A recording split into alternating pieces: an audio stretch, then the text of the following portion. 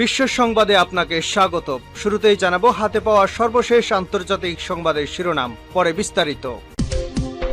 প্রথমে ইসরায়েল, ফিলিস্তিন ও ইরান যুদ্ধ চলছে, জানিয়ে দিব আমাদের হাতে থাকা সর্বশেষ গুরুত্বপূর্ণ আপডেট আন্তর্জাতিক সংবাদ। ফের হামলা হলে ইসরায়েলকে নিশ্চিহ্ন করে দেওয়ার হুঁশিয়ারি ইরানের। জানিয়ে দেব ইসরায়েলি ড্রোন ভূপাতিত করে কি বার্তা দিচ্ছে হিজবুল্লাহ। আরো জানিয়ে দেব আবারও ইসরায়েলের প্রধানমন্ত্রীকে সতর্ক করলেন ফ্রান্সের প্রেসিডেন্ট। এবং আরো জানিয়ে দেব ইউরোপীয় ইউনিয়নের নিষেধাজ্ঞা নিয়ে করা জবাব ইরানের। এদিকে গাজার বালিতে আটকে পড়ছে ইসরায়েলি বাহিনী, বলছে হামাস। এবং সর্বশেষ জানিয়ে দিব গাজায় সেই শহরে আবারও নরকীয় হামলার ঘোষণা। শুনছিলেন সংবাদ শিরোনাম, এরপর বিস্তারিত। তার আগে অনুরোধ থাকবে, ভিডিওটি যদি ভালো লেগে থাকে ভিডিওটিতে একটি লাইক এবং কমেন্ট করে জানিয়ে দিন ভিডিও সম্পর্কে আপনার মূল্যবান মতামত, এবং আরো কমেন্ট করে জানিয়ে দিন ভিডিওটি আপনি কোথা থেকে দেখছেন এবং শুনছেন।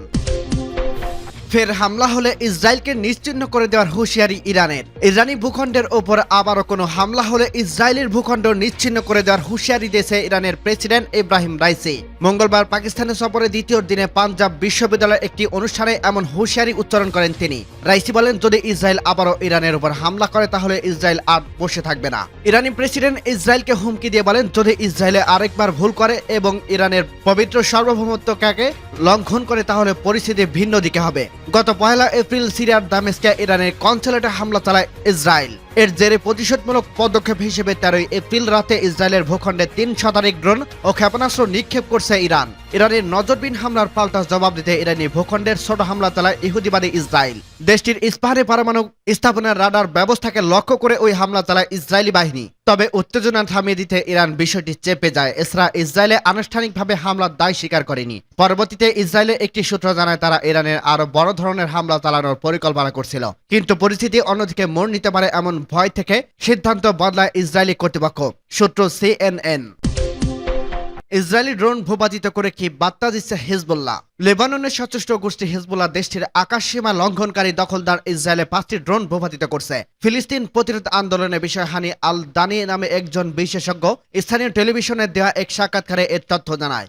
আল মাইদিন টিভিকে দেওয়া সাক্ষাৎকারে এই বিশেষজ্ঞ বলেন, ইসরায়েলের বিরুদ্ধে সামরিক অভিযানের মাত্রা বাড়িয়েছিল হিজবুল্লাহ। ইসরায়েলের সরকার ও সামরিক বাহিনীর জন্য এর রাজনৈতিক ও সামরিক প্রভাব রয়েছে।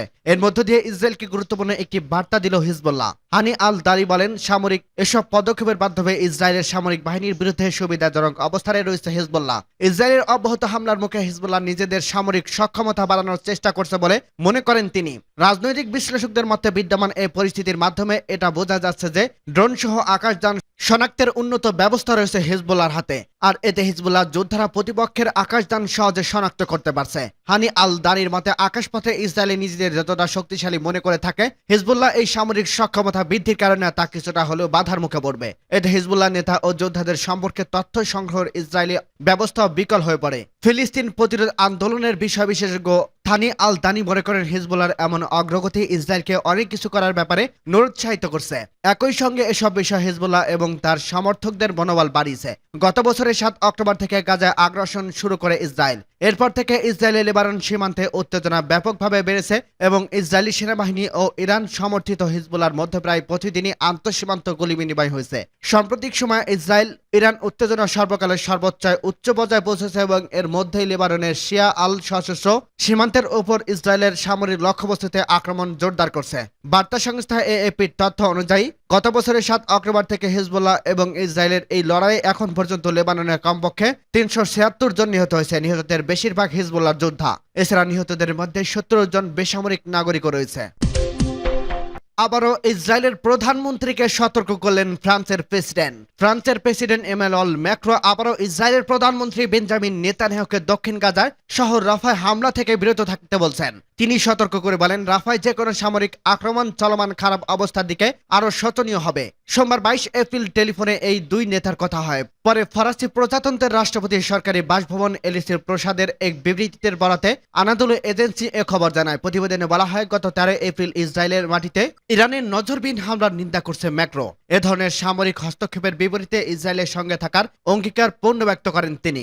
এ সময় প্রতিশোধমূলক হামলাকে অগ্রহণযোগ্য বলে সংজ্ঞায়িত করে ফরাসি প্রেসিডেন্ট বলেন, এই অঞ্চলে উত্তেজনা এড়াতে সব পক্ষই ব্যবস্থা নেওয়া উচিত। গাজা উপত্যকায় মানবিক পরিস্থিতির কথা উল্লেখ করে ম্যাক্রো বলেন, রাফায় ইসরায়েলের যে সামরিক আক্রমণের পরিকল্পনা করছে তা বিরোধিতা করেন তিনি, কারণ এটি গাজায় ইতিমধ্যে বিপর্যয়কর পরিস্থিতি আরো বাড়িয়ে তুলবে বলে এবং উত্তেজনায় বাড়িয়ে দেবে।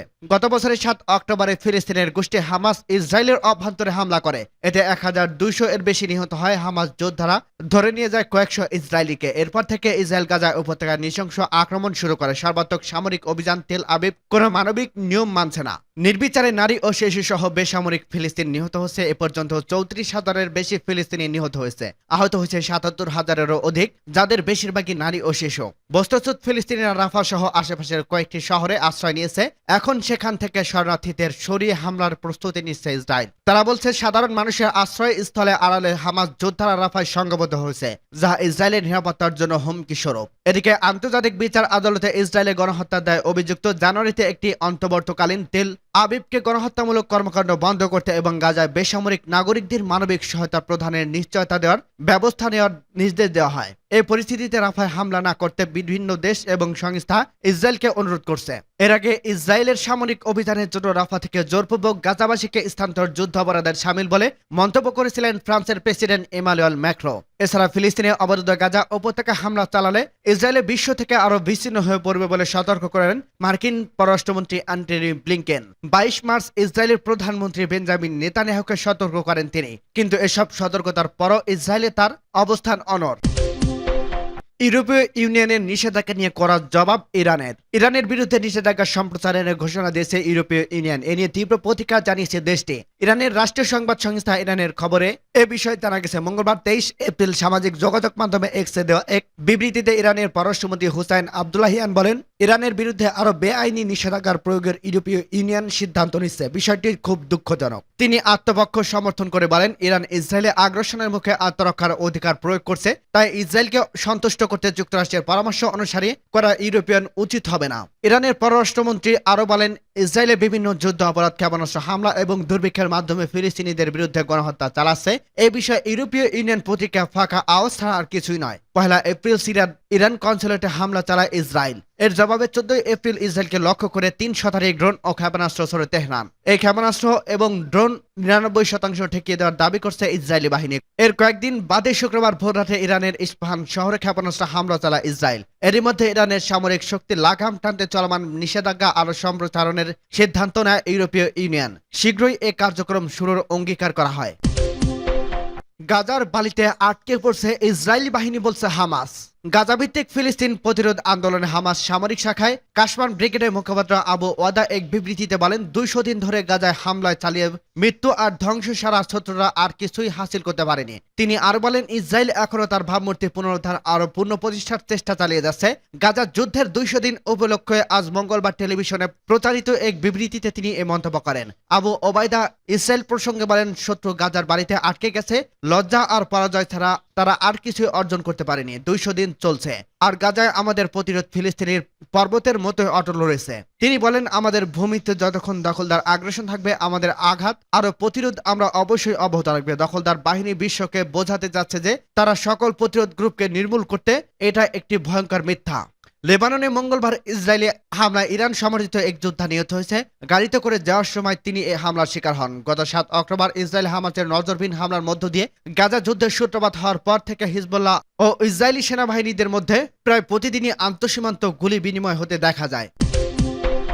গাজায় সেই শহরে আবারও নরকীয় হামলার ঘোষণা। ফিলিস্তিন গাজা একটি নতুন শহর করে নরকীয় হামলার প্রস্তুতি নিচ্ছে ইসরায়েল। এজন্য সেখান থেকে বাসিন্দাদের সরে যেতে আহ্বান জানানো হয়েছে।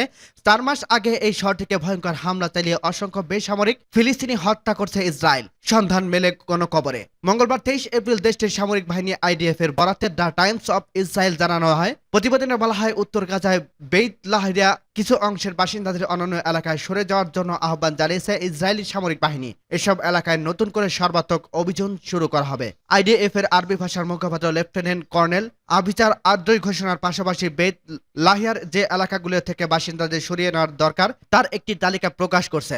আইডিএফ এর ঘোষণা বেত লাহিয়ার বাসিন্দাদের উদ্দেশ্যে বলা হয়, আপনি একটি বিপজ্জনক যুদ্ধ অঞ্চলে আছেন। ইসরায়েলের সামরিক বাহিনীর সন্ত্রাসী অবকাঠামো ও তাদের বিরুদ্ধে অভিযান চালাবে। হামাসের বিরুদ্ধে ইসরায়েলের গাজা স্থল অভিযান শুরু করে এরপর থেকে উত্তর গাজায় বাসিন্দাদের দক্ষিণে সরে যেতে বলছে। তারা বলছে বাসিন্দাদের বড় একটি অংশ যুদ্ধ অঞ্চল থেকে না সরায় বেসামরিক নাগরিকদের হতাহতের ঘটনা বাড়ছে। তবে ইসরায়েলে কখনো বেসামরিক লক্ষ্যবস্তুতে আঘাত হানে না, অথচ ইসরায়েল দফায় দফায় গাজায় হাসপাতালগুলোতে হামলা করছে, নিহত হচ্ছে নারী ও শিশু।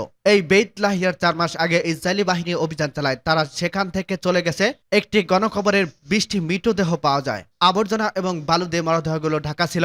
বাসিন্দারা জানিয়েছে মরদেহগুলো আল আফসাফ পরিবারের সদস্যদের। ধারণা করা হচ্ছে ওই এলাকার ইসরায়েলি বাহিনী অনুপ্রবেশের পর তল্লাশি চৌকি স্থাপন করে। নিহতরা সেই চৌকি পার হওয়ার সময় তাদের হত্যা করা হয়। এবার আবারও সেখানে বড় ধরনের হামলার প্রস্তুতি নিচ্ছে দখলদাররা। এতে বাসিন্দাদের মধ্যে তীব্র আতঙ্ক বিরাজ করছে।